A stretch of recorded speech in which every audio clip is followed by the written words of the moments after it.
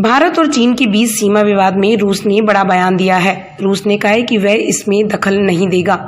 रूस ने साफ किया है कि ब्रिक्स, संघाई सहयोग संगठन जैसे संगठनों में द्विपक्षीय मुद्दों को केवल आम सहमति से ही लाया जाएगा। भारत में रूस के उप राजदूत रोमन बामुश्किन ने कहा कि हम भारत और चीन में बातचीत के पक्षधर हैं।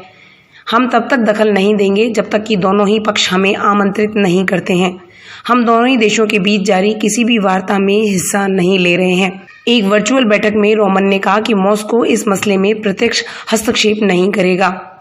रोमन ने कहा, जब तक दोनों पक्ष हमसे आग्रह ना करें, हम इसमें हस्तक्षेप करने नहीं जा रहे हैं।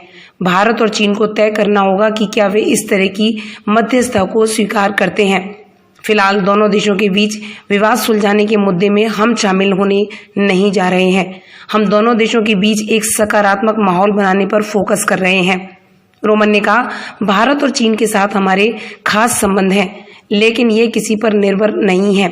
हमें भरोसा है कि भारत और चीन आपसी संवाद के जरिए इस मसले को निपटा लेंगे। रूसी राजनयिक ने कहा कि जो संस्थागत नियम है उसी के मुताबिक हर मुद्दे पर चर्चा होनी चाहिए। एक समझौते के तहत कोई भी बात होनी चाहिए। तनाव बढ़ाने से अच्छा आपसी बातचीत के जरिए विवाद सुलझाना होता है। बता दें, पूर्वी लद्दाख में वास्तविक नियंत्रण रेखा LAC पर जारी तनातनी के बीच पैंगोंग झील के दक्षिणी छोर के पास अहम चोटियों पर भारतीय सेना के नियंत्रण से बौखलाई चीन की पीपुल्स लिबरेशन आर्मी PLA ने सोमवार शाम रेजांग ला के पास घुसपैठ की कोशिश की, जिसे भारतीय जवानों ने नाकाम कर दिया। बताया जा रहा है कि रेजांग ला के उत्तर में स्थित मुकपरी चोटी और रैकिन ला के पास 50 से 60 चीनी सैनिक बर्छे, भाले और धारदार हथियारों से लैस होकर पूरी तैयारी के साथ गलवा घाटी जैसे धोखे को अंजाम देने की फिराक में आए थे, जिसे भारतीय सेना ने नाकाम कर दिया।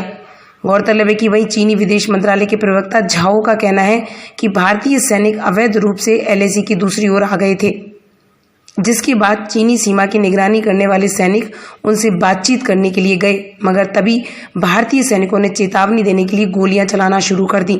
प्रवक्ता ने कहा कि 1975 के बाद ये पहला मौका है जब सीमा पर गोलीबारी हुई है। चीनी प्रवक्ता ने कहा कि चीन ने कूटनीतिक और सैन्य पहल के जरिए भारत से संपर्क किया है। मतभेदों को शांतिपूर्वक बातचीत से दूर किया जाना चाहिए। गौरतलब है कि चीन इस मामले में प्रोपेगेंडा कर रहा है। चीन की बौखलाहट की अहम वजह क्या है, यह भी हम आपको बताते हैं। पैंगोंग झील के दक्षिणी छोर पर ब्लैक टॉप और हेलमेट टॉप पर भारतीय सेना की मजबूत स्थिति के बाद चीन की पोस्ट भारतीय फायरिंग रेंज में है। भारतीय सैनिक ऊंचाई पर हैं, जबकि चीन की पोस्ट नीचे। इससे चीन की PLA की गतिविधियों पर नजर रखी जा सकेगी। इन चोटियों पर नियंत्रण से भारतीय इलाकों में चीन की घुसपैठ के रास्ते बंद हो गए हैं और अब यहाँ भारतीय सेना का दबदबा है, और यही खास वजह है चीन की बौखलाहट की। आपको रेजांग ला दर्रे के बारे में भी बताते चलते हैं। रेजांग ला LAC के पास एक पहाड़ी दर्रा है जो लद्दाख में स्थित है।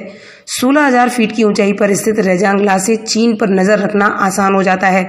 चीन के लिए लेह में घुसने का यहीं से रास्ता है और यहीं से वह दौलत बेग ओल्डी तक पहुंच सकता है। यही वजह है कि चीन बार बार इस इलाके को कब्जाना चाहता है। पहली बार 1962 की जंग सबकी नज़रों में उस समय आई थी जब मेजर शैतान सिंह की अगुवाई में 13 कुमायूं बटालियन के 120 जवानों ने चीन के 1300 जवानों को मार गिराया था। इस जंग को रेजांग ला के युद्ध के नाम से जाना गया। 1962 की जंग से इस जगह पर अगर सेना नहीं जीत हासिल करती तो शायद पूरे लद्दाख पर चीन का कब्जा होता। मेजर शैतान सिंह को मरणोपरांत परमवीर चक्र दिया गया था।